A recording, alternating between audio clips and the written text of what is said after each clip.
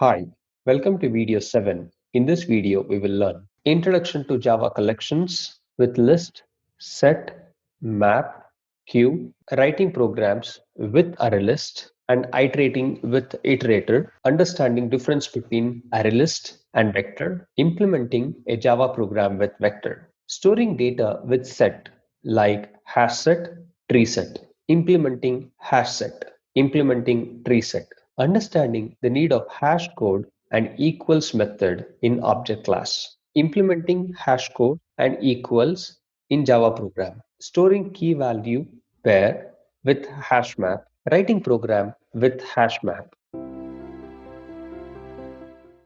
So on the verge of it, what people from Sun Microsystem also did is they identified few common problems.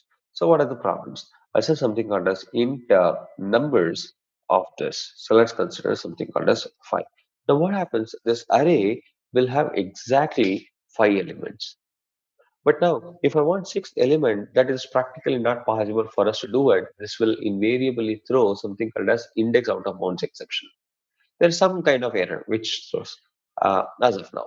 So if I don't use, if I want to have like 10 elements or 7 elements, this is not possible. Invariably, what we do is we'll copy or we'll create another array which is like int nums of something like 10.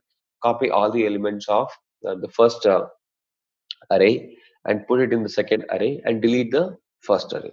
So if I don't use 10 elements, if I use 7 elements, 3 element position there will be wasted.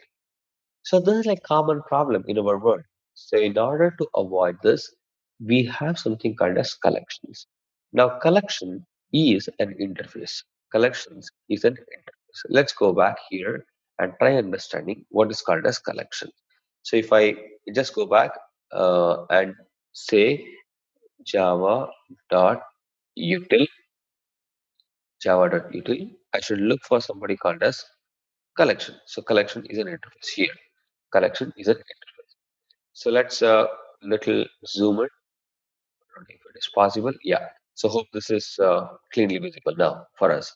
So interface name is called collection. Now this guy has got a super interface which is called as iterable. Now iterable as an interface does not have any fancy thing except for there's a method which is called as iterate. The whole idea of having iterate is to show something like this. Is to show something like this. The whole idea of having iterate here is if you have a elements, something like this. This iterates, do remember very cautiously, arrays will start from 0, iterates will start from -1. So they keep going to next element. They keep going to next element. They keep going. This is what iterate does.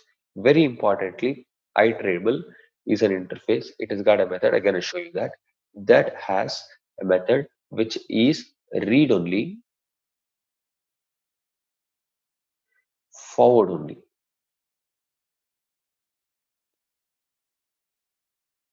They cannot go back. So they are only read only, they can only move further. That is why iterators are very fast.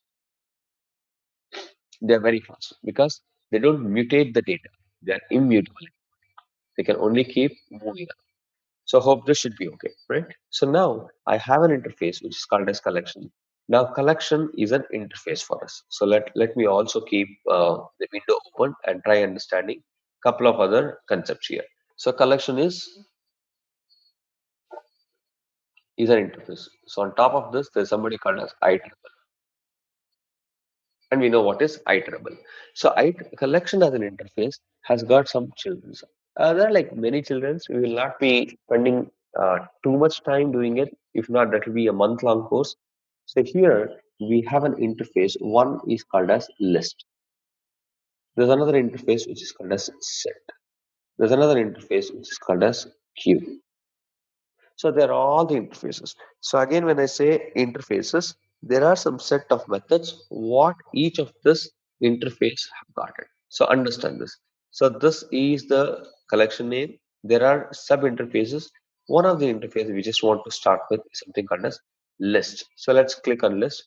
When I say list, list has a super interfaces. One is called as collection and iterable. So they also have some classes in there. But if I just little scroll down, if I little scroll down, there's a nice explanation out there. So I would strongly say, spend some time going through this whenever you got some time. And there are some nice methods which people have written. So if you want to write, if you want to add some element, append the specific element to the end of the list. You can add it at the specific position. You can add all from index position. You can clear the elements. You can check if the elements contain some elements, kind of thing. Then I can check with equals. We're gonna talk about what is called as equals today. Then we can get the element. We can check if it is a hash code. Index of course, we tried discussing this index of. If I'm not wrong, that was in the first example where we saw encapsulation. Then we want to check if the element is empty or not. But the whole idea which I want to tell is if you name it, there are methods for it. You name it, there is a method for it. That's a super thing about this, guys. So now, if I just go back to our diagram, I have a list. The list has a lot of classes, a lot of classes. So this classes, let's understand one class which we're gonna start, which is called as ArrayList. Somebody called as vector. Somebody called as stack. There's a queue, not queue. We should not say queue. Let's say linked list because queue here is an interface.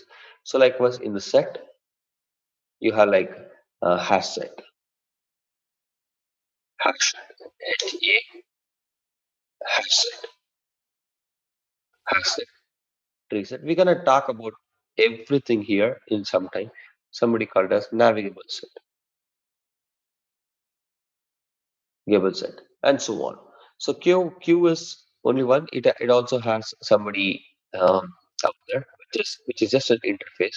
I'll tell you the use of it a little later. So this is where you have the set.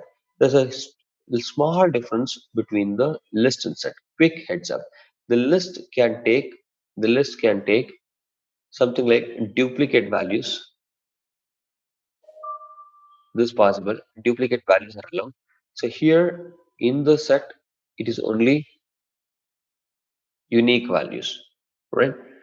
So it will maintain the order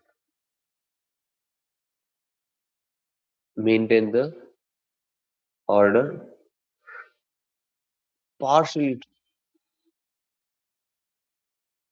right?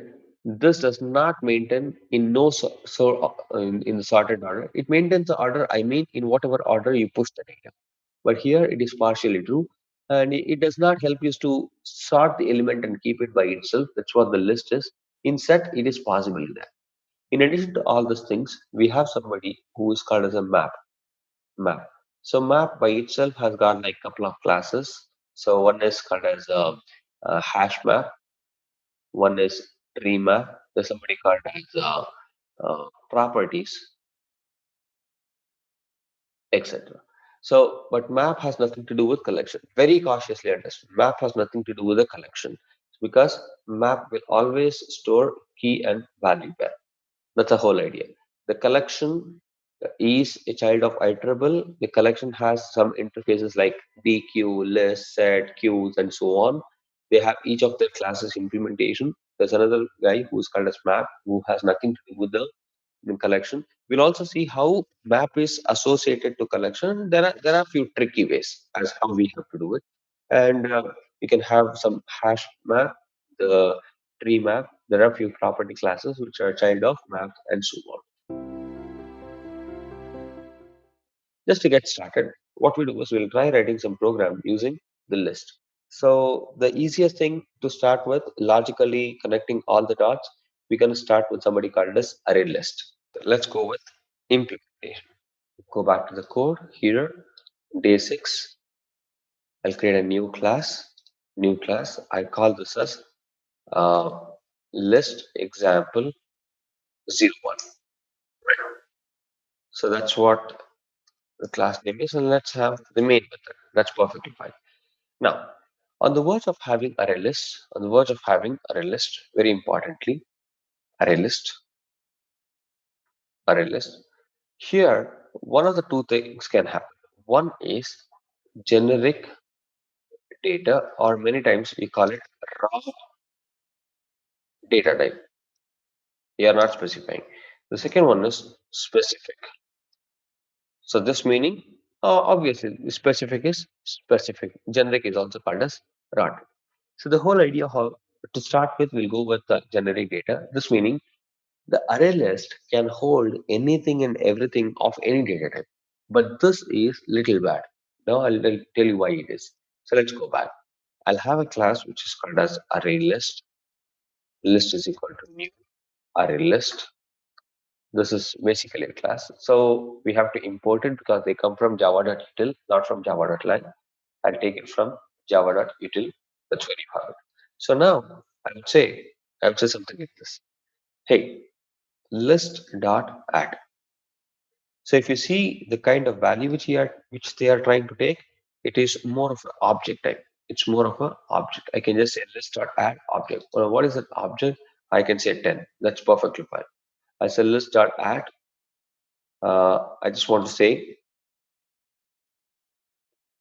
I want to say like hello. That's perfectly fine. So here list.add. I want to say uh, I say list.add new object. So they're like pretty much good. They can try taking any kind of values. So you want to put anything, you want to put an employee, you want to put string, boolean, int, double, float, anything it can take it. And the good thing about these people is they can hold any kind of value. The bad thing is they can hold any value.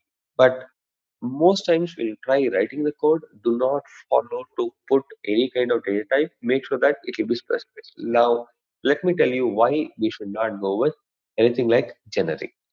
But just before that, let me iterate and show you here. I'll say um, uh, for for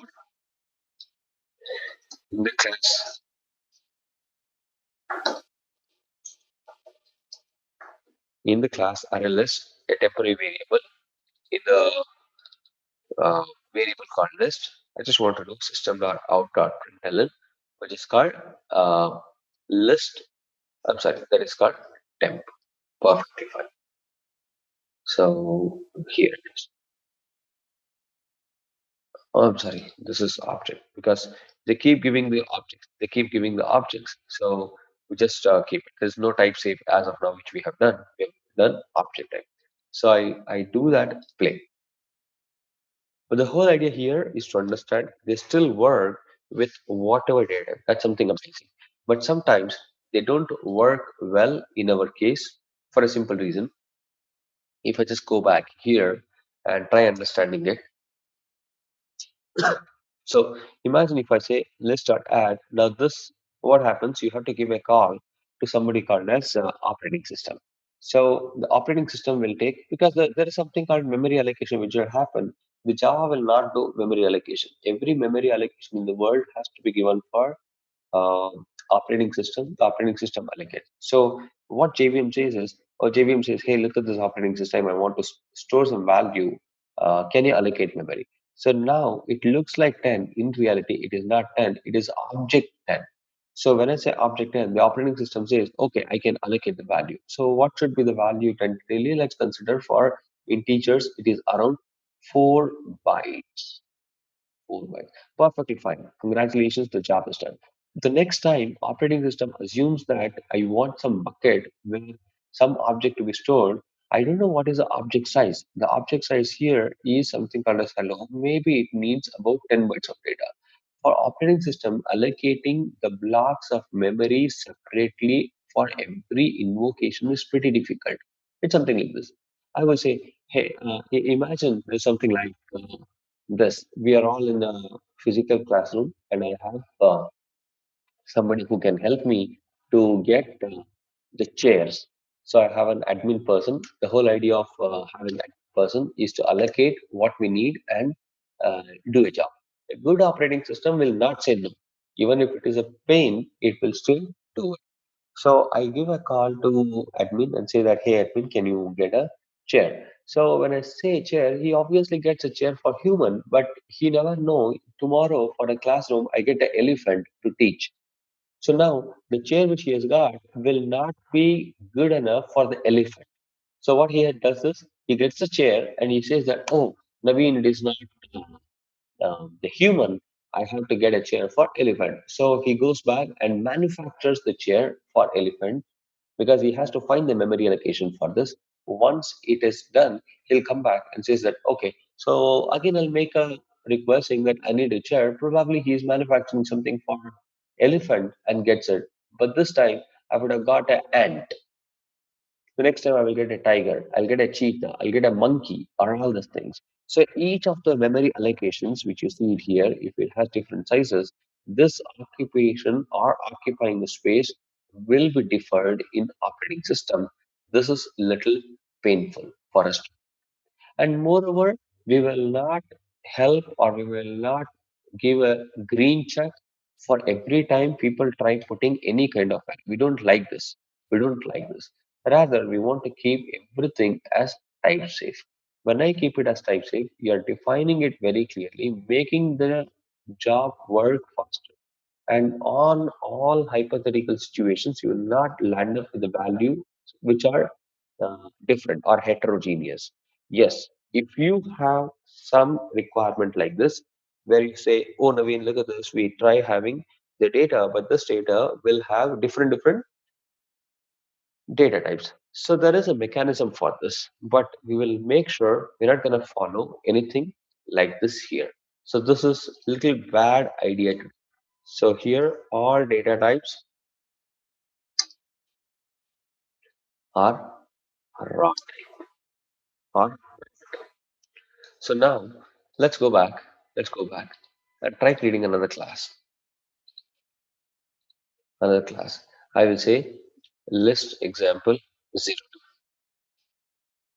So here let's have the main method. The main method. So in main method, we want to have an array list. This time we want to have it with one of the type. Either it could be string, integer, float, double, employee, customer, account, whatever, but we'll have one data type. So let's start with something called as string. I'll say this is equal to new array list of string. That's perfectly fine. Let's go back, hover on top of this, import it from java.util. So this is where you will have. So now when you're trying to add the element, I'll say list dot add. Let's add Ashwini. List dot add Aditya. So list dot add. I want to keep a couple of names quickly. Lakshmi. Let's start add. Let's say Ravi. Let's start add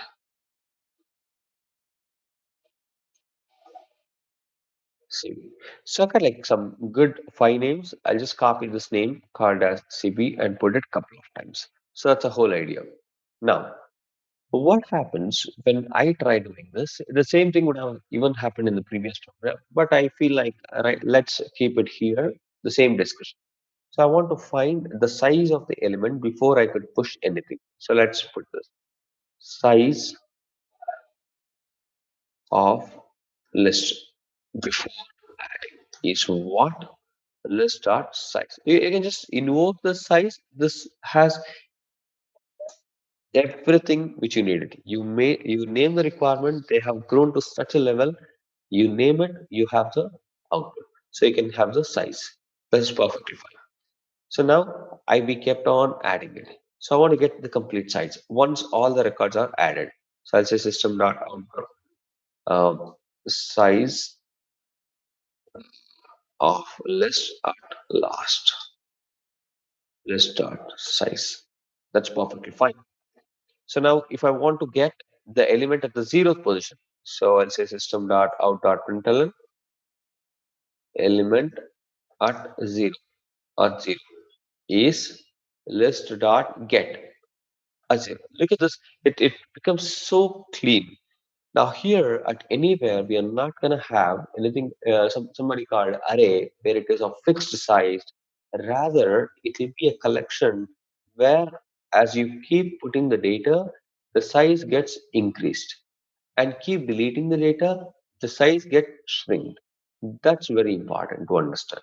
So now, if I just go back and say, oh, I want to go back to list dot delete or remove at the index position called as 0. So I'm just taking off Ashwini there. So now let's have a look at the size. Let's have a look at the size. Perfectly fine. So here it is. So let's click on play and check how things go well. Things go here. I'll click on play.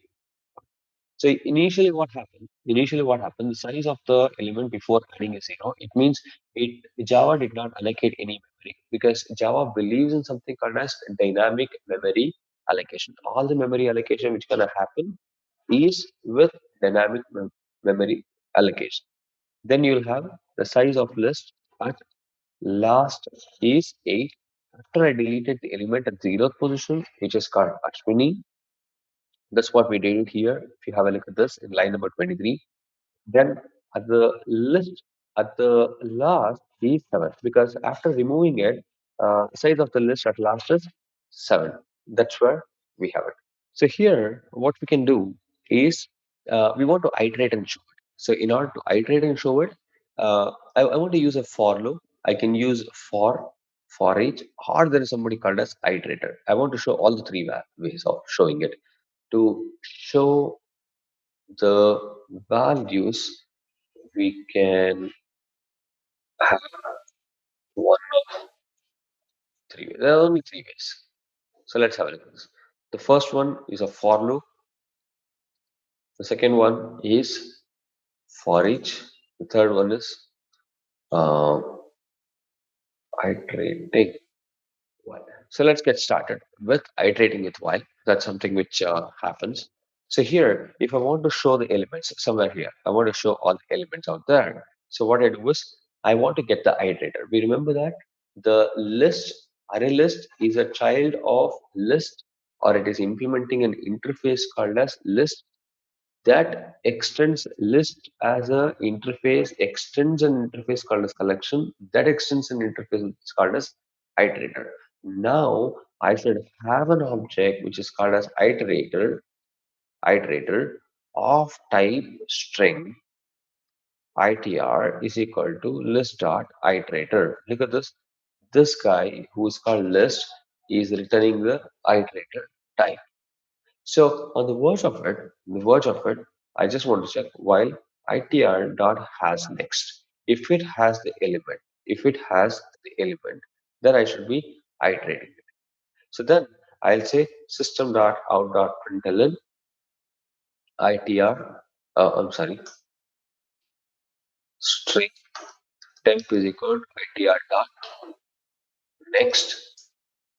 I'll just system dot out dot println. This is perfectly fine. So how does this work? Let's have a look at this.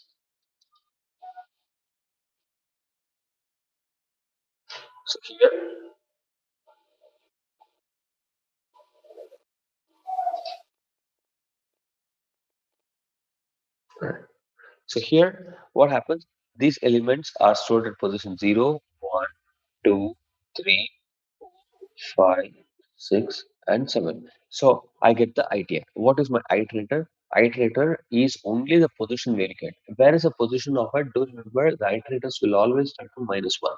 So what I do is in iterator, once I get it, I just check has next.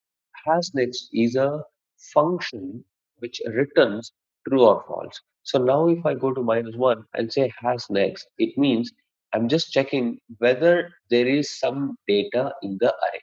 If it is yes, it will give you true. If it is not false, if it returns false, I'm not going to enter into the while. So if it is true, I will go ahead and go to next position. So if I go to next position, I'll be pointing to somebody called Ashwini here. So I'll point to Ashwini, I'll take the Ashwini's record, keep it here in the temp, and I print it. Once after the job is done, again I'll go back to while loop and again check has next. So standing at Ashwini's position, I'll say, okay, is there anybody called Has next? Yes. Now who's the next guy who's there?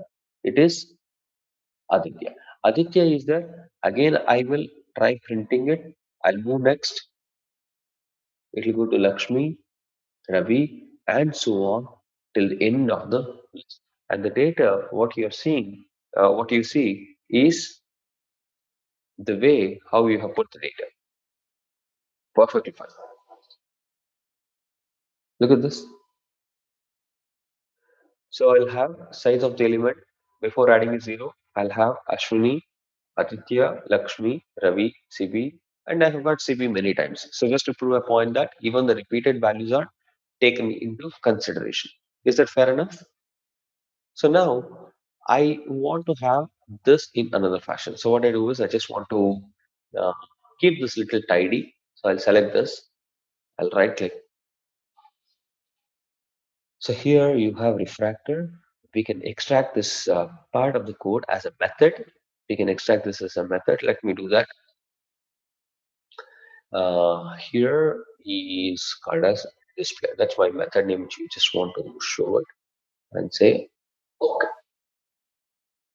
great. So what happens here, the method display will be written and there will be a whole new method which your Eclipse will help you to create, right? So this is one way of doing it. Or we can have a for loop. So what I do is I just comment off this for a minute. I can have for int I is equal to 0, I less than list dot size. That's perfectly fine. I plus plus. So here I can say system dot out dot println list of I or list dot get of I. Good. This is perfectly fine. So let's click on this. Play. Look at this. It gives you same output. Same to same output. There's no difference. Right? This is the second part of the code. I'll just extract this also. Refactor, extract. So here I'll say display one. I'll comment this also. The next one is for each.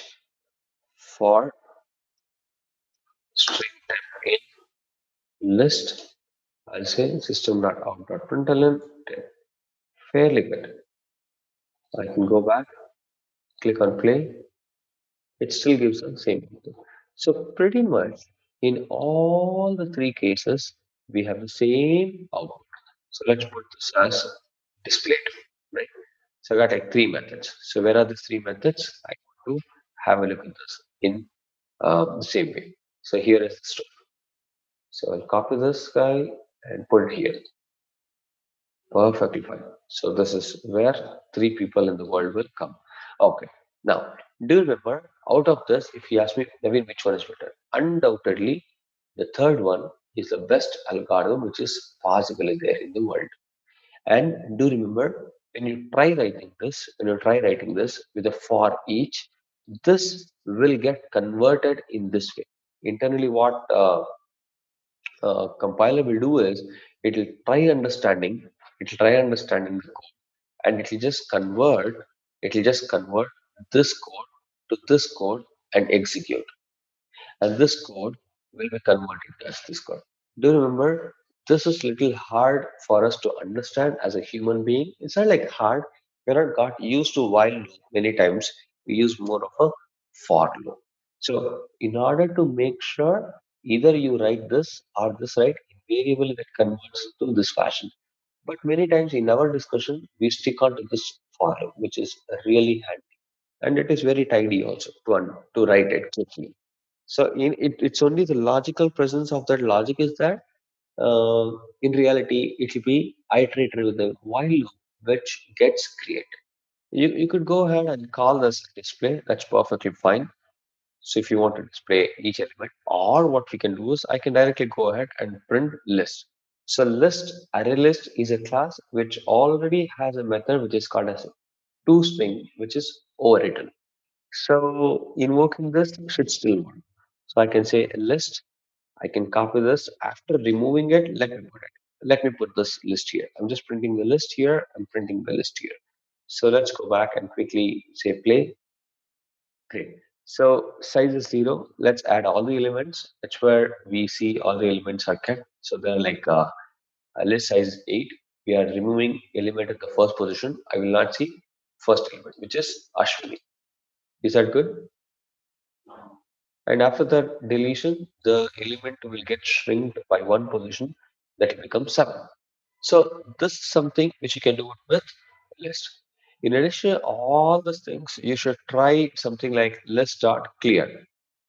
Right? There are like some good methods which is possible there. I can just copy this and put it here.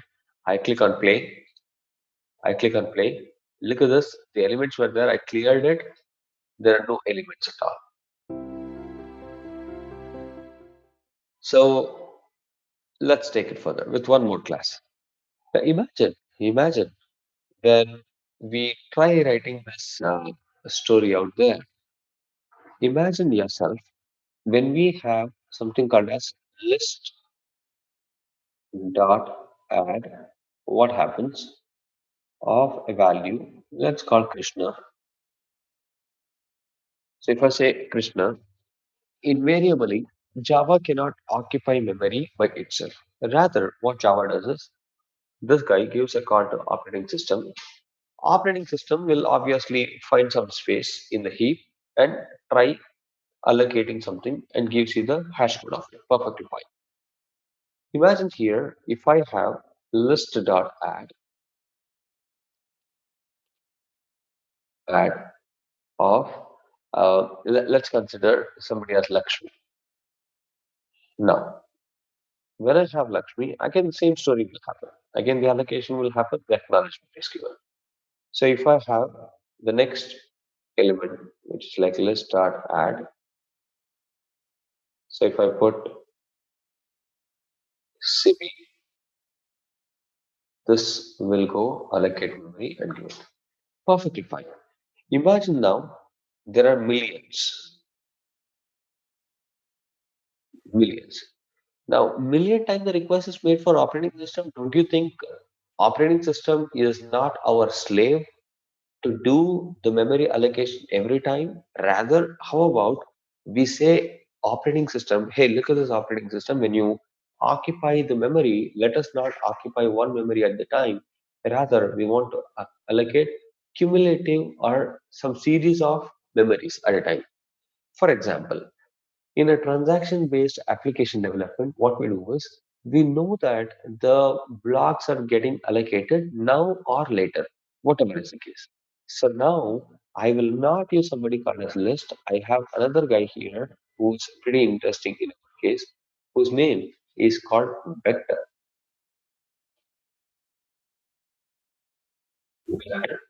So the whole idea of vector having is to avoid this problem of arrays.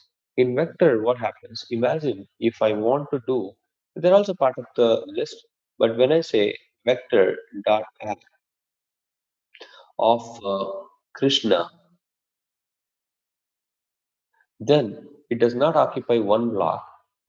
By default, vectors will occupy 10 blocks. So Krishna is kept here, and 9 blocks is given back to the user. So that the next time I will have list dot add of Lakshmi, Lakshmi. Now I don't have to call memory because the memory is already there. Because this is already reserved and kept. So I can put the memory directly. Next time CB comes, I can keep it here. Michael comes, I can keep it here. Any element which I want, I can write, keep it here so that I don't have to trouble the operating system in everything. This is the whole idea of having something called as vector. Very, very, very effective class. This reduces the load on the operating system, increases the performance. All the methods here are synchronized.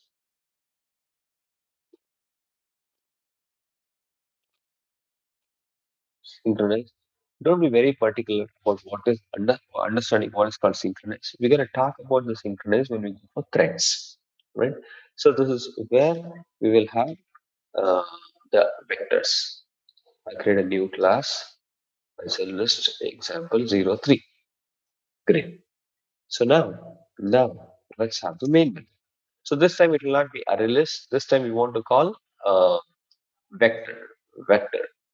Vector. I can call this variable as list.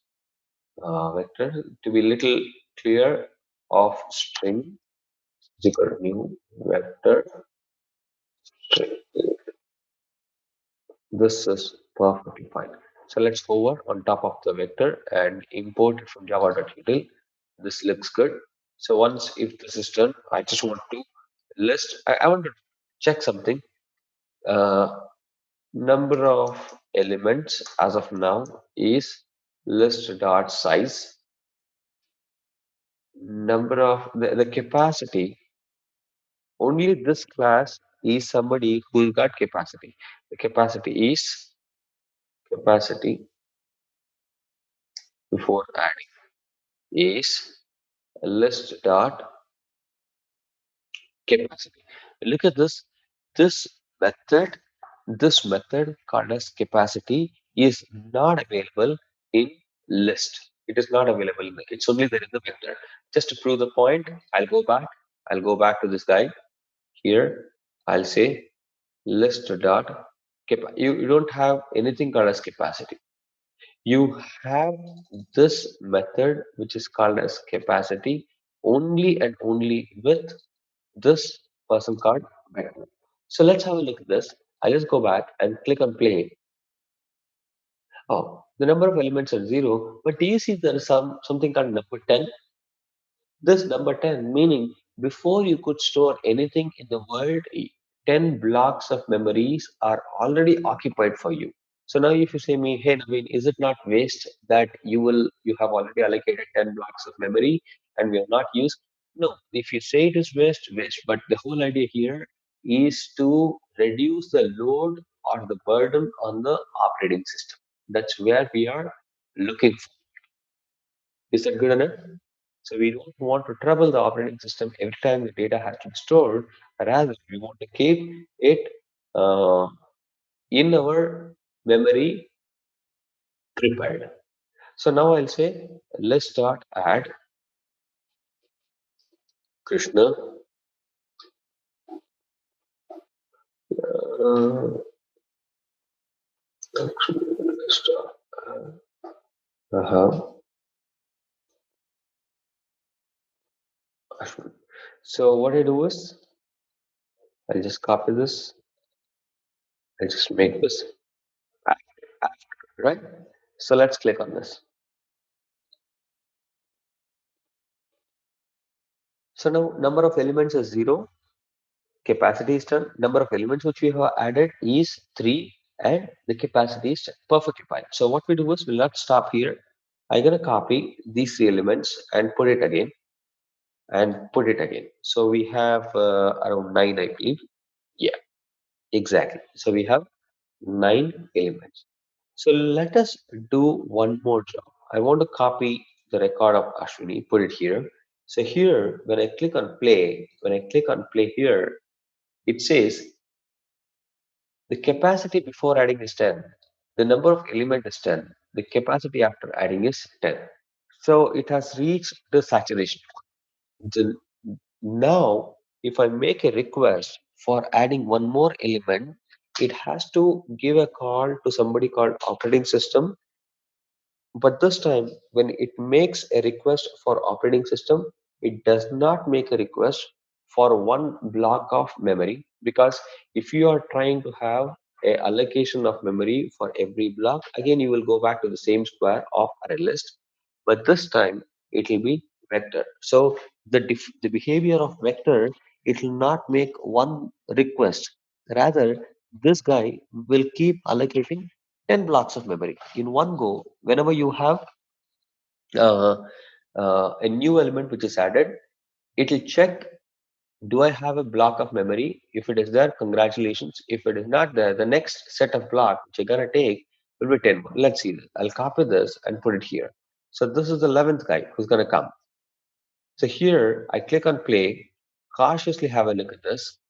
The capacity is 10 before, perfectly fine. Number of elements is 10, but it did not allocate 10 blocks of memory. Rather, it made 20 blocks of memory. So when I say 20, every time I have a jump. So this jumping is by default 10, but I can also have this customized. So I can have, oh, we want to have like 20 blocks of memory, we want to have 10 blocks of memory, 7 blocks of memory, and so on. So this is perfectly fine. They still work. Is that fair enough? Now let us understand how does this vector will work. So here in vector, you have a default constructor. You also have this opportunity. So now what we have done so far is something like this, where we have the array, which is our a vector. The whole idea of vector so far in our discussion is to make sure that it allocates 10 blocks. 10 blocks by default. So the capacity became 10 by default. But it is also possible I can override this default with something else. What I can say, hey, look at this vector this time. I want the initial capacity of 13, but my jump should be about 8. I can do this perfectly fine. I want a jump of 23. Perfectly fine. It all works well. In order to do that, you can go back here in your vector, just to a control space. You spend little time.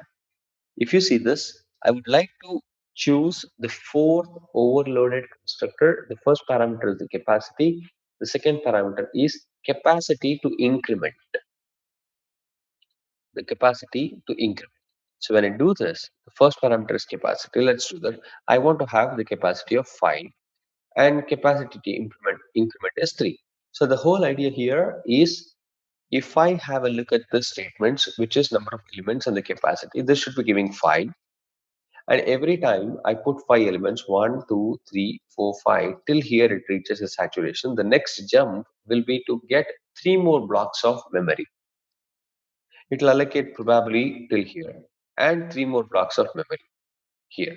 So let's see how it goes. I click on play. Number of elements is 0. Capacity before adding is 5. The number of elements added is 11. The capacity after adding is 11. So let's have a look at this. Initially it was 5. It got sufficed. The next is jump 3. 5 plus 3 is 8. It got sufficed. 8 plus 3 is 11. And we have 11 elements. Now, if I have one more element, which is Ashwin. So let's play this. Oh, the capacity has become 14 because 11 plus 3 is 14. This is where the vectors start shining. And iterating, you can do that as what we did in the previous class. It's the same stuff, or you can directly go ahead and print this list wherever you want. You can probably make a print of it. So that's really good. Look at that. I have all the elements which is getting printed.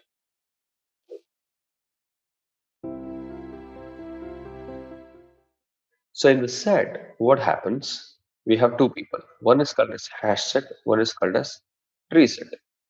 Let's write the set. Good. Okay. So first and foremost, HashSet. HashSet, the storage is always in random fashion. There is no ordering at all when it comes to HashSet. But importantly is they help to store the data fast, but retrieval is stored. I'm sure that you would have guessed it because the data is stored in the random order, the retrieval will eventually go slow. On the other hand, we have somebody called as TreeSet. The data, the storage is always in sorted fashion.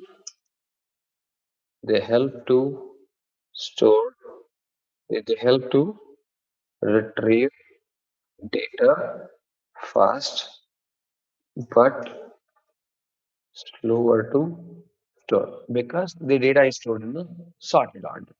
So there are like two people, and common between these two people is they store only unique data.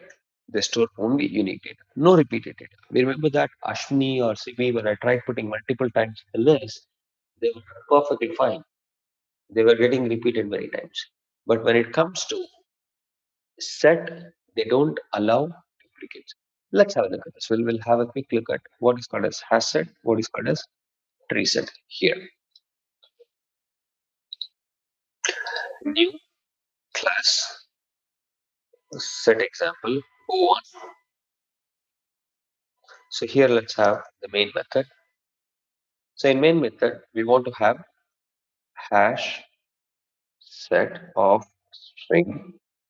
Set is equal to new hash set of string. That's perfectly fine.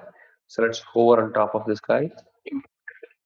So we are importing hash set. Once I import it, so here as a set dot, and all methods are pretty much same because the set and list as an interface are inherited from collection interface. So they're like pretty much same. Add, I will say something called as pen set dot add. I'll say pencil set dot add. I'll say mobile set dot add. Laptop. I'll stop it with um, monitor. Monitor, right? So I'll just say system.out.println set. And there's no concept of capacity. So there's nothing called capacity. The set works very different than the list. The list will store the element in contiguous block, but set will not store. I'll tell you how the set will work, and so on. So here, I'll just save this and click on play. Have a look at this. The way how we have kept and the output may be different. So the first element which went is pen, but there's no guarantee the pen will be the first. The pencil is second, there's no pencil is at the fourth place. And you keep executing this multiple times, they have multiple positions taken or different positions taken. There's no ordering mechanism at all. Apart from this, when you say iterator, for loop, everything is same. Everything what we have done is exactly same. So if you want to display the element or size of it, I'll say size after adding is set dot size. Great. Look at this. When I say set dot remove, so remove, you are not allowed to remove with the index position because set does not store anything in index position. You can remove with the value. Here I'll say pen.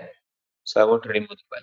So now I want to print the set also. I'm just displaying it. Let's have a look at this. So I should find something called as pen missing here. Yes, pen is missing. So this is where we can make use of set. And one important, I'm gonna copy monitor and keep this multiple times. So I'm just putting monitor here multiple times. Let's go back and click on play. All right. So monitor here is only once. But how is this working? We're gonna see that. That's pretty interesting. So we have this hash code and equals method coming in, how things are working. We have to understand this a little bit. But as of now, let us understand the set will not have the data in the repeated values are not accepted. On the other hand, on the other hand,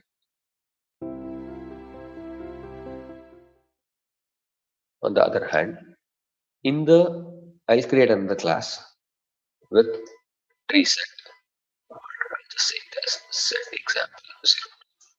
Here, a quick heads up. I'll have a main. I'll have a TreeSet of string, a new TreeSet of string. Let's go ahead and import it. I'll hover on top of this guy and import it. This is perfectly fine. So now I will say system dot, not too much of work, not too much of. So I'm gonna copy everything what is there here, put it here.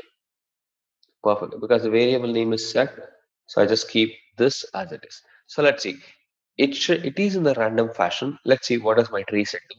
The tree set, when I click on play, laptop, mobile, monitor, pencil. Laptop, mobile, monitor, pen and pencil. Because they're all in sorted order.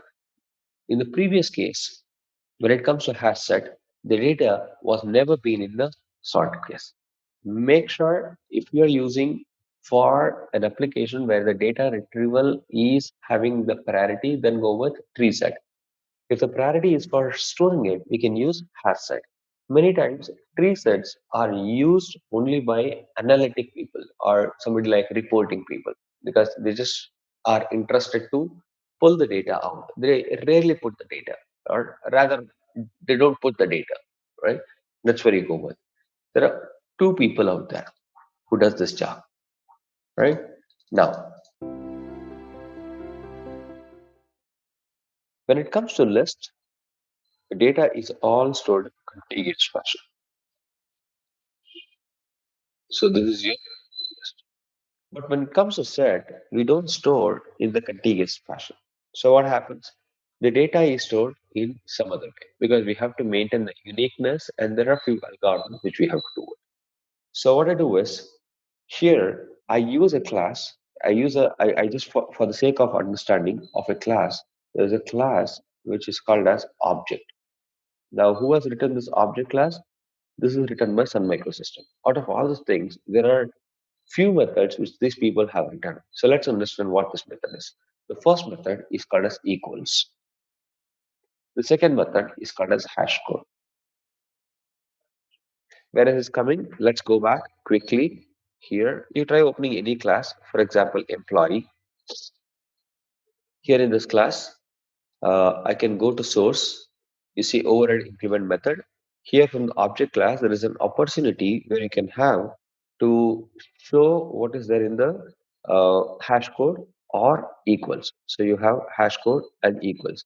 I believe that finals we have already seen. Today we're going to see something called as equals and hash code. So quick thing, the equals as in a method will take a parameter, hash code will not do anything. And again, if you see the return type of these two people, I know this hash code will always return integer, equals will return boolean, either true or false. That meaning the value is there. So imagine yourself, we have a requirement, something like this, to store the elements, with with some value. So I just want to keep it here. The values, I assume that I'll come back to this. I'm sure that we have there are a few values. I assume that there are a few values. One is called as Ashwini, and I want to have some values who's called as Amy. I want to have a value which is called as Andy. For the sake of understanding and the simplicity, I'm just having the names starting with A. And I have another name who is called as somebody like Anand. So there are few values which I try sending it. The whole idea here is to store. But now the question is, where do you got to store? We want to store it in a set. So now I'll leave it to you whether you want to understand with the hash set or with the tree set. Both meaning the same, except for hash set will keep it in the random fashion, tree set will keep it in the sorted fashion. That's the only difference. So what I do is I use something called as hash set. So first and foremost, this value has to be stored.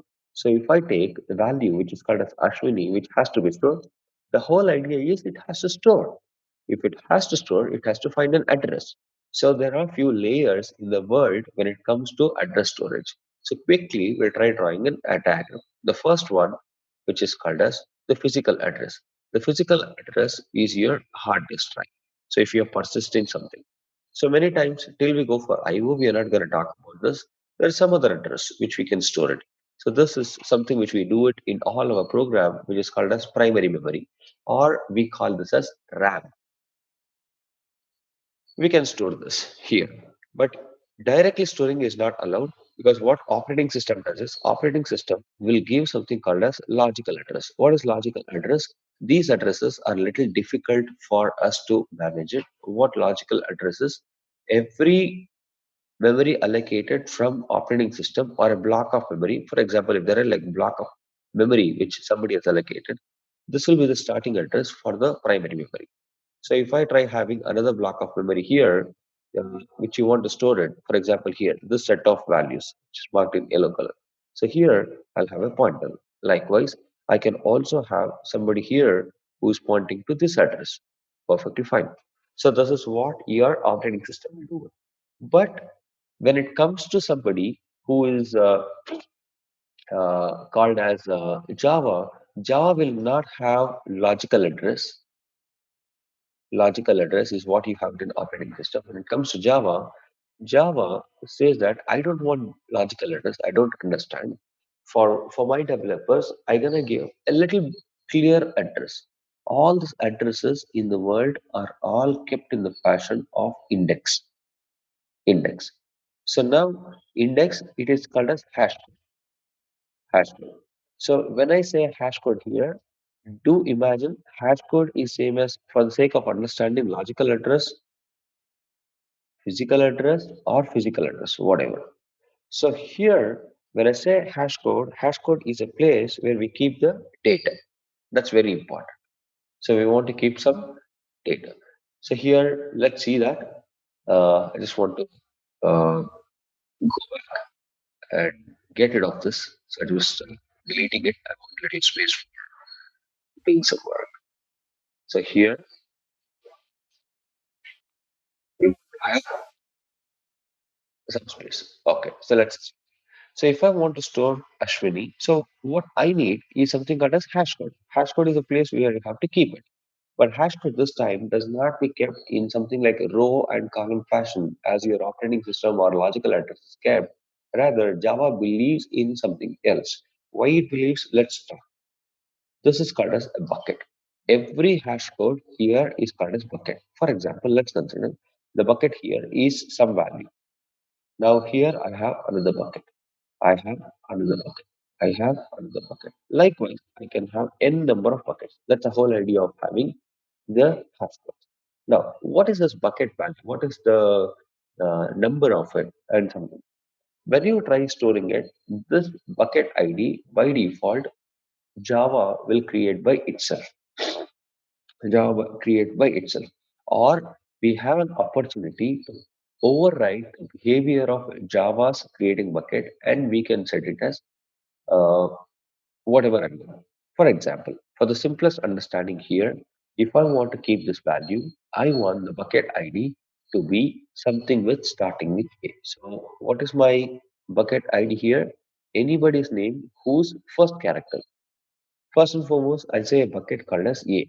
For A, the ASCII equivalent for capital A is 67. So ideally saying the value here should be 67. This is your bucket name. If I have somebody whose name is Brad, this guy will be stored in bucket called as 68. I assume that this bucket B is all about the bucket B is all about I'll take the first character for my storage as a 68. If I have somebody with C whose name is called Charlie, then I'll keep it in 69 and so on. All right. Any name you want to keep it, you have to keep some because the whole idea is you don't have to dump everything in one bucket. If you're trying to dump it, that will again go back and become the list. Once it becomes a list, the whole problem with the list, trust me, to do is if you have millions and millions of records, sorting that or retrieval of those records become difficult for any developer, of course, for the computer. But what we do is now we all keep this in certain bucket fashion so that you have many buckets to choose from.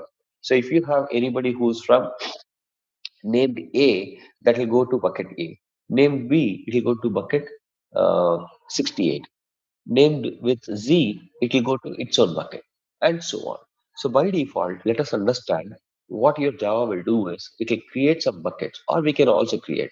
So I consider it is 26. which is lowercase characters in our English, 26 for uppercase, plus I want a 10, which is number, plus 1 for all your special characters. If you have a name or if you want to store something with a special character.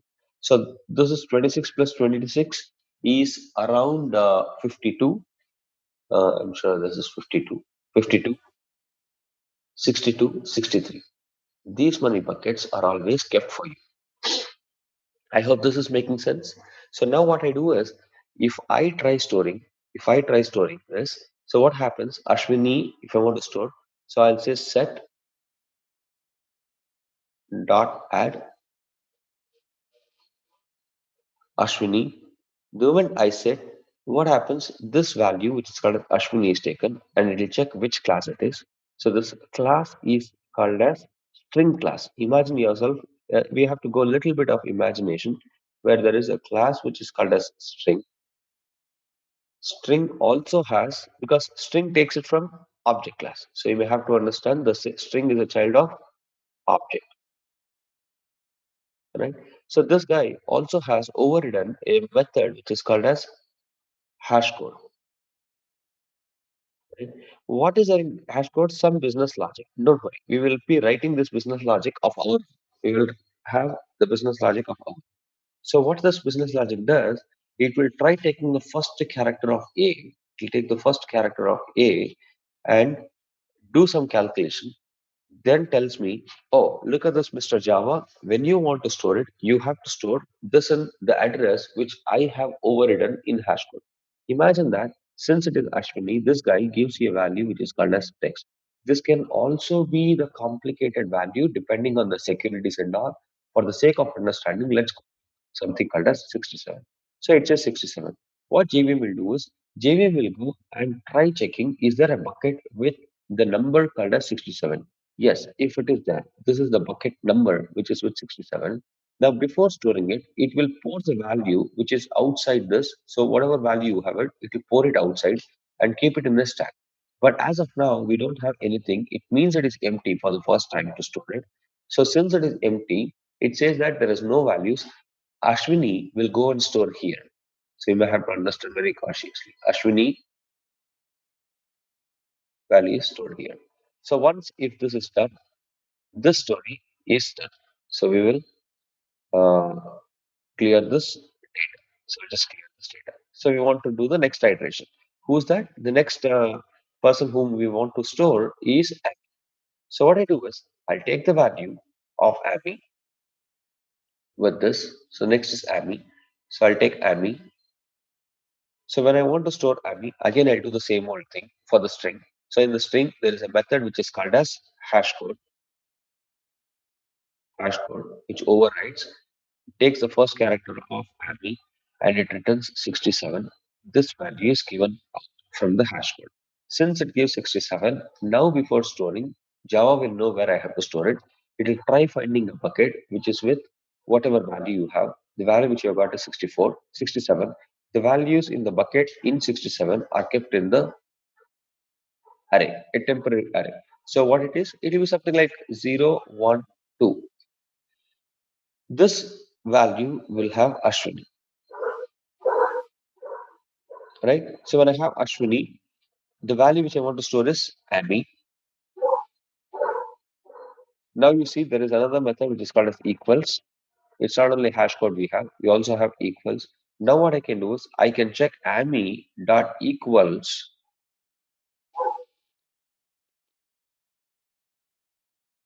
Ashwini. Okay. So what happens with this value?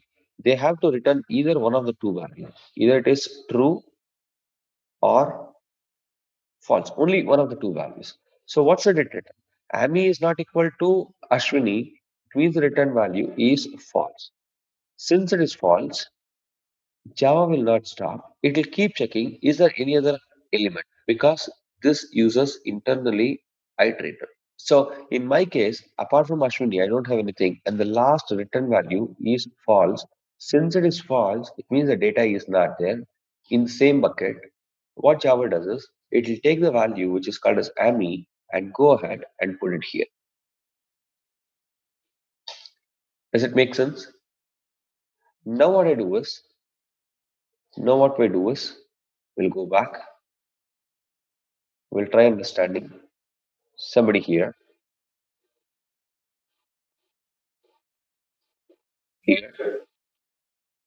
with another guy who happens to be Andy. So what Andy does, Andy will come here, it goes to the storage, the string class has got hash code, it will return a value called as 67, it gives it back, then Andy will be compared with the value which is there in the stack. So we have like couple of values, one is called as Amy, one is called as Ashwini. So Andy is equal to Amy. Is this equal to Amy? The answer is false. It will not stop since there is little more value, one value more, which is at Ashwini. I'll check Andy is equal to Ashwini. Since the value is false, the last written value is false. It means I'll go ahead and store. What value I'll be storing it now? I'll be storing it with somebody called as uh, oh, sorry. So here somebody called as Andy. Perfectly fine. So this story is pretty much done. So now the next guy who's gonna come, I hope this concept is getting clear. The very important thing is I just want to delete it. I don't want to do too much of same value so that we are pretty good. So here I'll put once again Ashwini or any name which is already stored in the list. So for Ashwini, A comes. Now I'll take Ashwini, who's a new employee who's come to store. Now I'll get the hash code. I'll get the bucket ID, which is 767, and it gives an acknowledgement. Now I'll take the whole value, which is there in the bucket, and put it here. The first is called Andy. The second is called Amy. The third is called Ashwini. I can have any value. So what I do is I'll compare Ashwini with Andy. It is false, and it is not the end of the list. So it means there's still somebody else, and the current value is not matched. So I can have somebody called as Amy. I'm sorry, this will be Ashwini. Ashwini is equal to Amy. This again is false. Now I'll take Ashwini, which is there in the list, is equal to the Ashwini, which is there in the list. Or this guy says it is, since it is true, it means the value is already kept. Since it is kept and the value is matching it, now I will not store because the whole idea here is to maintain the uniqueness. So how my hash code and equals will help in this way. Hash code will tell which bucket to use it. Equals will tell whether should I store the value or not. These are two methods which is there. These methods are pretty much overridden in all the classes of our Java. That is how the unique values are getting stored. If I just go back to our program which we did yesterday, probably with the HashSet 2 or HashSet 1, here is a good idea. So this guy, what he does, he says HashSet and you want to store it. When you want to store it, he just says add. So this is a string. So invariably, this will have a hash code. Invariably, this will have a hash code. Everybody here will have a hash code, and it tries storing in a bucket which is with P, with some P. So P will be the ASCII equivalent, or it will be with some chipper text just to maintain the security. So they use some internal algorithm. There it is. So now the pen and pencil should be pretty much in the same bucket. So what happens here with these three people who are monitor is stored, it has a hash code. The next time monitor goes, it sees the same value. So it returns something called as equals will return something called as true. Since it returns true, the data is not stored. If it returns false and it reaches end of the list, the data is stored. That's how we have to understand. With all this known, let's go back and try writing our own business logic where we don't want to store something called as string. Rather, we want to store our own class.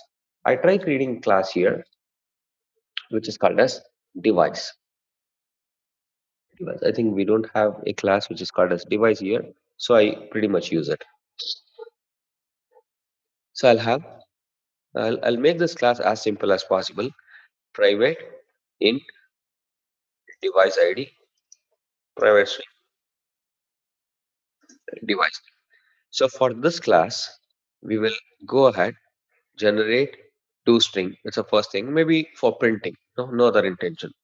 So you want to generate getters and setters, select all. Okay, very good. So we got some getters and setters. Then we want to have a parameter constructor. So just to create an object, I don't want that to be problematic for me. And I also have default constructor. I don't know why it is, but just have it for as of now, in case if we need it for our discussion. So this class has got private variable, the getters and setters. There are two string. There is a default constructor. There is a parameter constructor. So let's go ahead, try doing little job. So here, I'm sorry. This is not in day six. We may have to create a package for today. So here I create a package called as com.sdet.day7. Perfectly fine. So here I'll make this guy to be part of day 7. I'll just hover it and move it to day 7. So here in day 7, we should have a class called as device. Very good. Fair enough. Now let's go back and create a class. Here I'll say um, set, okay, store device. So this class name is called store device, and any name for that matter will have main. So according to us, since it is a set, we should always store it in uh, same bucket. And if it is the same device, it should not be allowed to store it. Let's see how it goes with. I want to have a hash set of devices is equal to, or I can say device set is equal to new hash set of device. Perfectly fine. This fair enough. Now I will say device set dot add new device with parameter constructor. I'll say 101.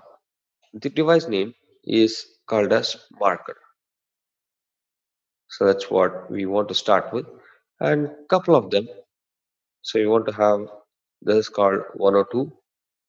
This is called monitor 103. This is called as memory card.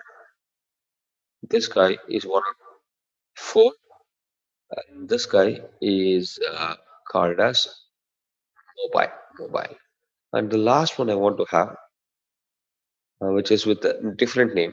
I want to say this is like 107, who is called as pen, no pen. Or let's consider something called as. Want to just start something with A or B. Okay, that should be good. Pen is good. So now let's go back. Let's go back and say for device temp in device set. So here system.out.println temp. Perfectly fine. So let's go back and quickly play this and see all are different. So the data should be different. So I have memory card, pen, marker, monitor, white. Perfectly fine. But now for some reason, I'll take pen. I'll also I'll just copy this and put this guy. So ideally speaking, with respect to the set behavior, the data is same. Since it is same, it should have only one entry of pen according to our yesterday's discussion. Let's see how it goes. All right. So here the output is little tricky. If you see this pen which is kept, now we have like multiple times we have this guy who's called pen 1, 2, 3, 4 times. You see 1, 2, 3, 4, 4 times the pen has come and set. Now, this is something we have to defer it because this object is not a string object where Java can take a call. This class is called device class, which is user-defined classes, where we have to take a call as how it has to be stored. Now the whole idea is what would have happened? What would have happened? Have a look at this.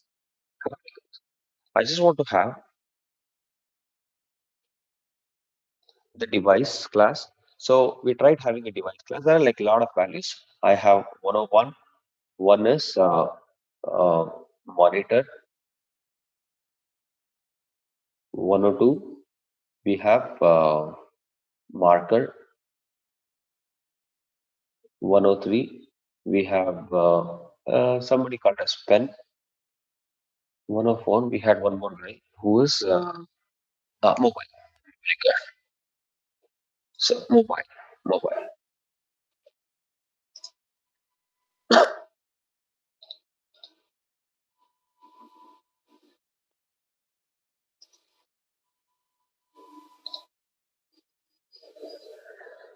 That's your mobile. Now here, there is no concept, there's nothing called as the bucket understanding what we had. Every time what Java will do is, since we have not overridden the hash code and equals method in our classes, every time a new object comes, it just creates a new bucket. So imagine yourself, this will go here, this will go here, this will go here, this will go here. So again, if I have 101 monitor, this will not be kept in the same, rather it just puts it in new bucket. Now, why does it put it in bucket? The supermost class, which is the object class for all of us, will just create a new bucket if you don't override the behavior. Now it is our responsibility to make sure that the rule for this has to be set. I have to set the rule. So how does marker have to store? How does pen has to do? In which bucket it has to store? What uniqueness I have to check? So Java does not do any check because it says that it's your object. Why will I bother about your objects? So if I was using something called as a string, yes, I know the business logic. What is monitor? So if I'm trying to store monitor mobile only with a value or something called as marker, these are something which is stored as string. I know how to do it, but how do I understand what is called as device? Java says that that is out of my box to understand. You have to give an implementation for me to make this storage. So what I do is, let's do this. We'll go back to this guy who is called as device, but just before this, I want to show you very important. This is your temp, which is a value. In addition to all these things, I want to concatenate.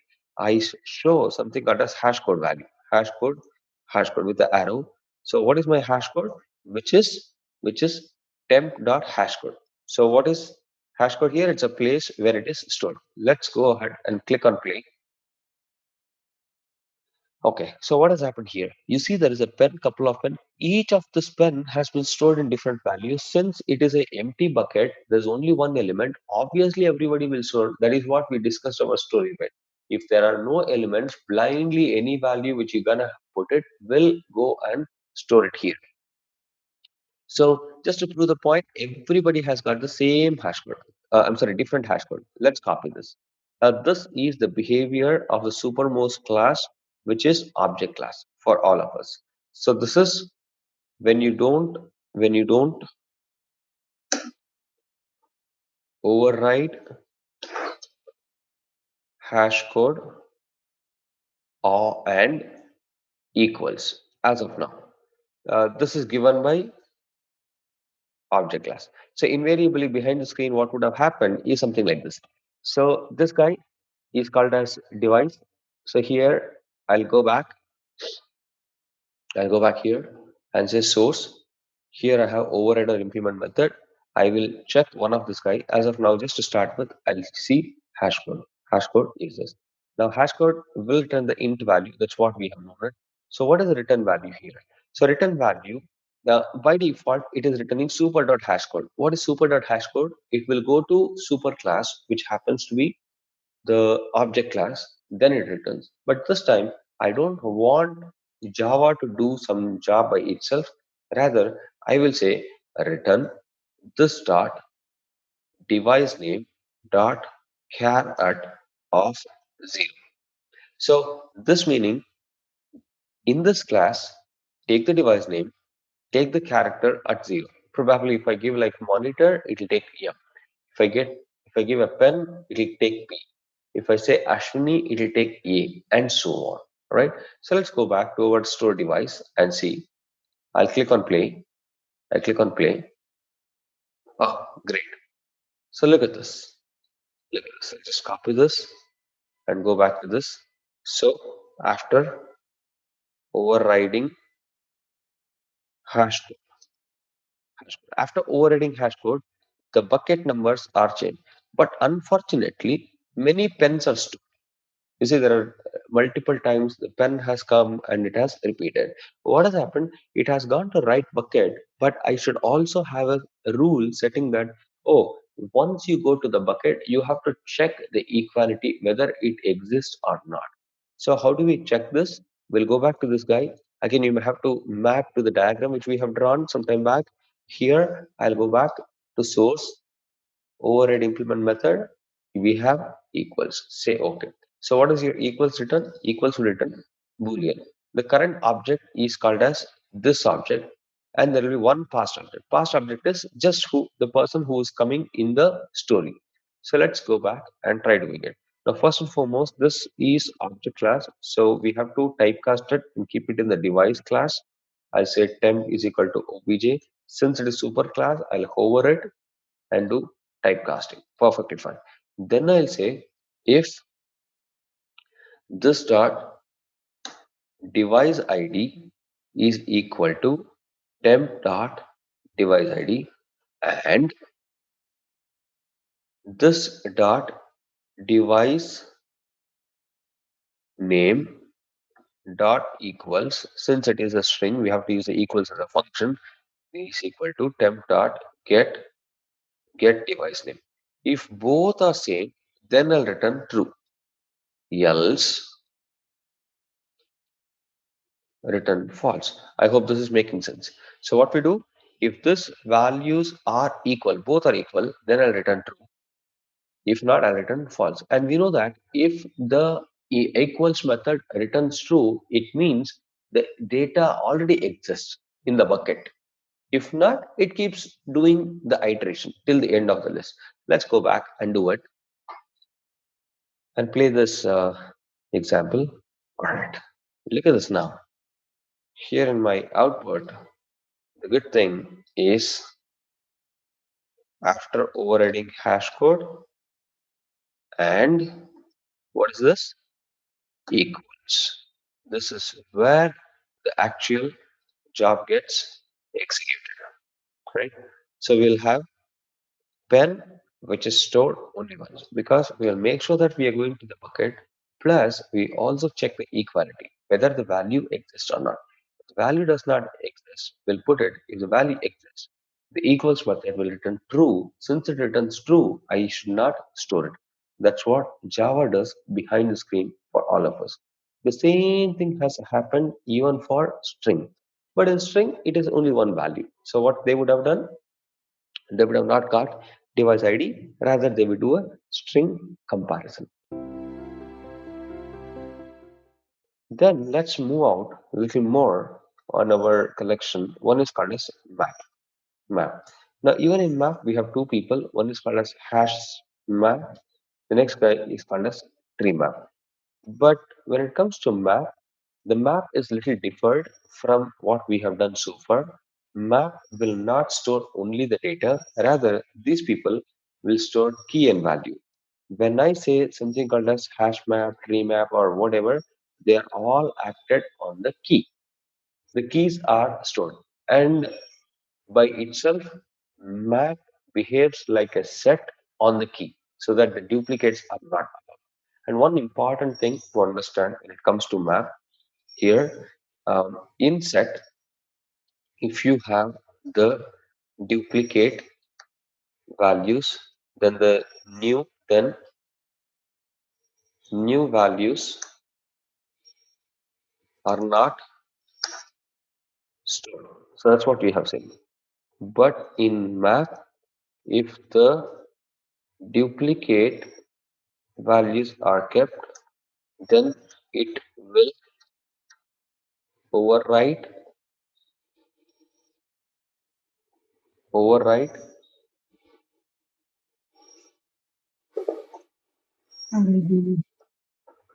overwrite existing value.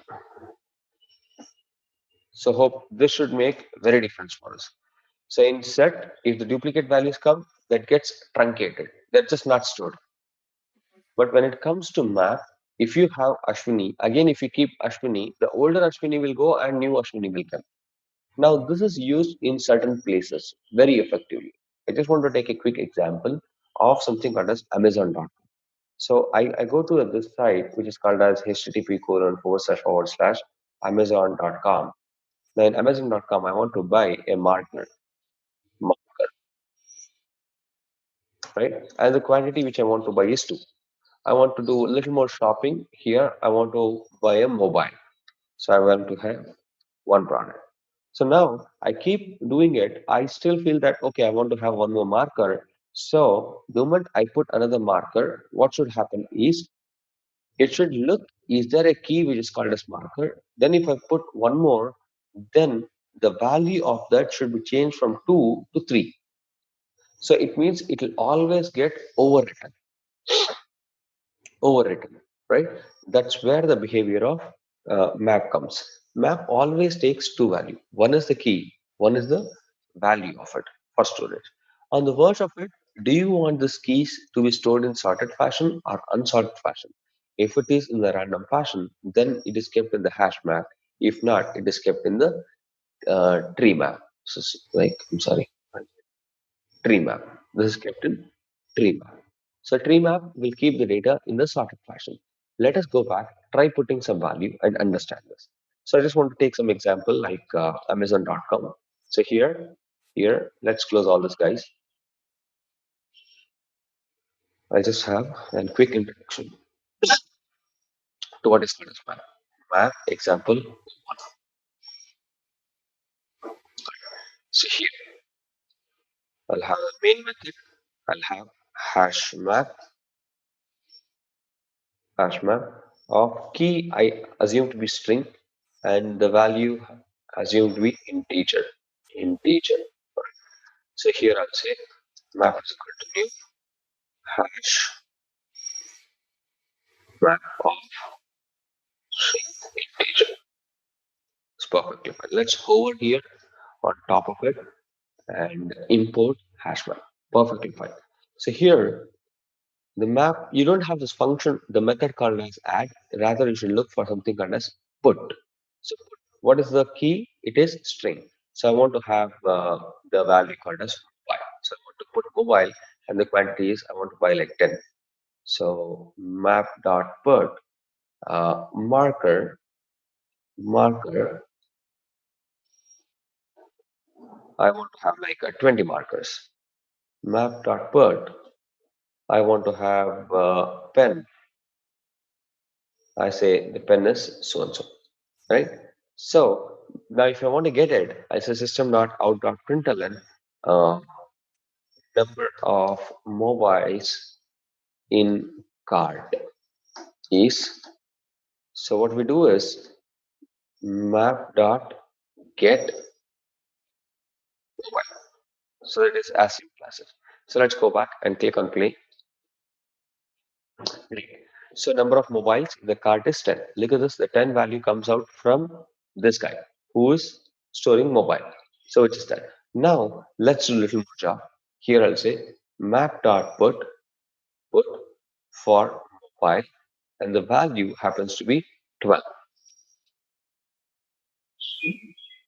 I just copy it and paste it here. Number of mobiles in cart after adding for the second time. Let's see what should happen. If it was a set, it should still show 10, but map will always override the value and put it as 12. Very important. So in map, it is only stuffing it. It does not even check what value is there. Even if it is null, not null, value exists, same, it does not check at all. It just puts the new value and it gives it. That's the whole idea of having it. Now, One important thing which we have to understand, if I want to show one more guy, who is marker. I'll say system.out.println number of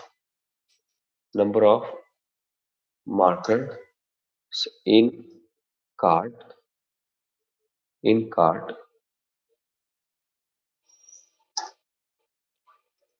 map dot get, which is marker. Perfectly fine. This is good. Let's click on play. Okay, this guy says 20. So how many markers we have in the card? Which is 20. Likewise, we can have everybody in the map. But for some reason, let's understand this. Let's understand this. When it comes to this guy, map, there is no super class of map. There's no super class of map. For set, for list, and all those guys, collection. For this, you have iterable. Since you have iterable here, you can iterate and show it. Unfortunately, for the map, we don't have an opportunity to do something called as iterating. We cannot do iterating. So what we have to do is map data is all stored in buckets. They're all like individual buckets. They're random buckets. So we have to go to this guy, take the value, take this value, and so on. But if I have like millions of values kept in the map, this will be really, really tedious and practically speaking, not possible to show map.get mobile, map.get mug, map.get pen, map.get, so monitor. Now, this is like really pain. We don't want this to happen. And what we do is, since we know this guy does not have an iteration, since there is no iteration here, we get rid of this. The data is kept from the map, and we will typecast it to one of this guy. Preferably, there is already a method which is called a set. We'll typecast it to set, and from there we help ourselves to iterate. That is why in our discussion, if you remember, in the first few discussions of our collection, we tried saying iterators are read only, forward only, and they are not modifiable. You cannot modify that because they're used in various places like map, properties, etc. etc. The whole idea here is just to iterate. So what we do is we take the map, typecast it to set. Since the set iterates has the inheritance from iterable, then it takes the value for displaying it. It just helps you to display, nothing special. All right. So in order to do that, let us go back. So now we have like multiple values. I'll take this and extract this refractor, extract this as a method, say show. So I just want to do show map. So this one I just commented for whatever reason, or probably delete it. So if you want, you can invoke it, right? So we'll collapse this method. The whole idea here is to iterate. So what we do is we want to iterate few values. Maybe we have a few more values. Somebody like pen, I have it. I have monitor. I have laptop. So I got like three monitors. I have one laptop, and so on. So instead of doing get every time, we want to iterate and show it to user. In order to do that, so first and foremost, I should use something called as iterator, iterator of no data type, because you cannot pass something like string or integer because it should be left as a raw type. ITR is equal to the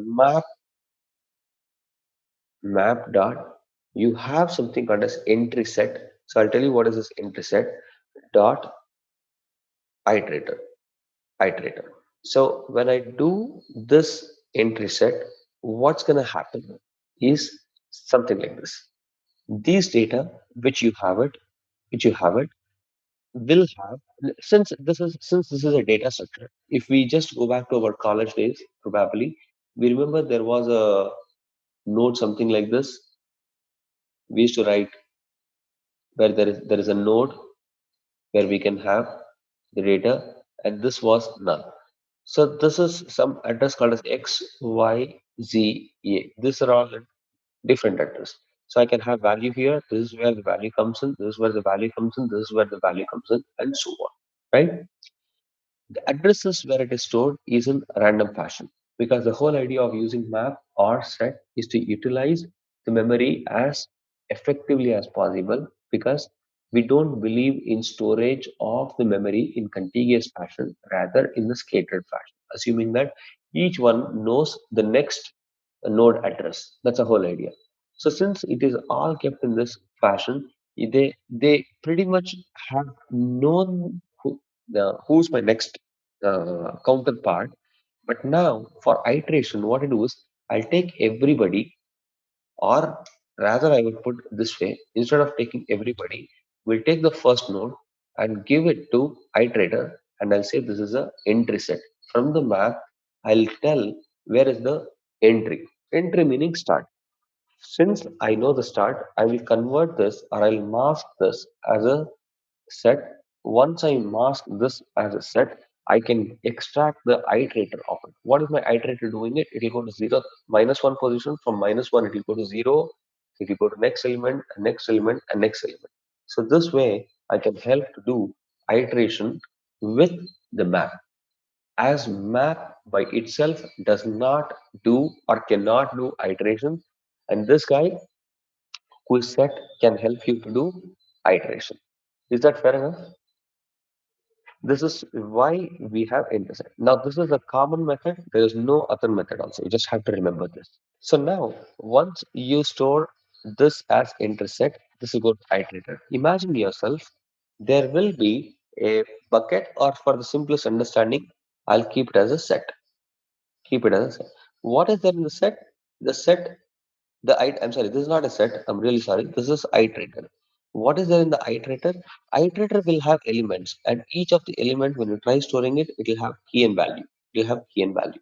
The whole idea of having iterator for us is to iterate from -1, go to 0 position, go to 1, go to 2, go to 3, and so on. That's the whole idea of having the iterators. So first and foremost, I have to have iterator. We have already got it. Now I have to use some looping to iterate each of the element. I go to next element. When I go to next element, here I have a map. For this map, I'll have a key. I'll have a value. I have to extract. I have a key. I have a value, which I have to extract. Now this is the whole idea of having what is called as iterators with respect to maps. So let us go back here and try putting this. I'll say while itr dot has next. It means if it has an element. So now I have to put this. So again, just imagine yourself by what means you have to store is a question mark. So the data is pretty much stored.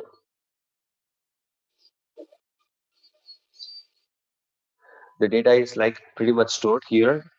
Imagine it's in a set, right? So mobile, marker, pen, no, whatever number with the price or quantity which you added will be stored here. So now the whole idea here is to iterate. Iterating this guy is helping it, who will take you to -1 to 0 to all these things. This is perfectly fine. But now what I want is the value which is there. What is there in the value? It is the key and value. How do I show it here? When I say next, when I say next, this is perfectly fine, but there should be, I cannot use something like string. I cannot use integer. I cannot use object and so on. Rather, I should have some kind of mechanism which is internally using. The next, when it gives the value, it should also be stored in something very similar to this. For this, for this, we have a new guy who is called um, entry, entry from map dot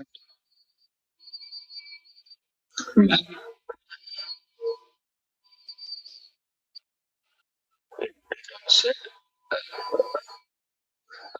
This is map map dot entry. Map data. What is the data type? It is string integer. So in this node, what we can do is In this node, what we can do is I can have temp is equal to itr dot next, itr dot next. So what this guy does is, since he gives an object, we have to typecast it to entity dot set. Then I'll say system dot out dot println key is temp dot get key.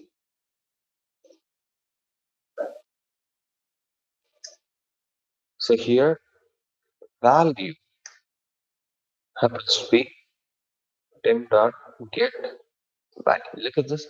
This guy who's called map dot entry gets key and gets the value.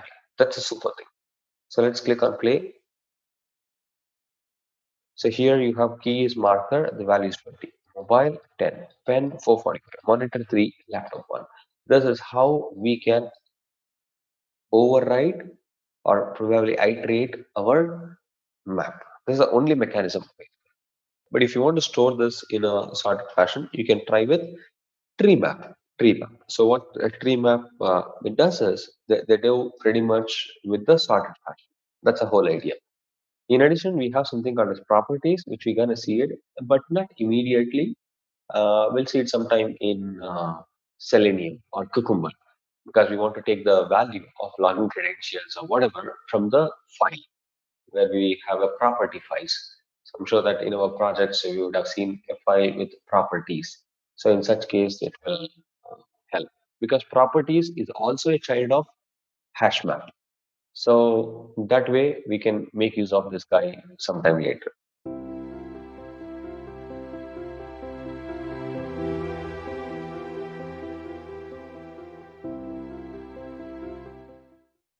Thank you for watching. See you in the next video.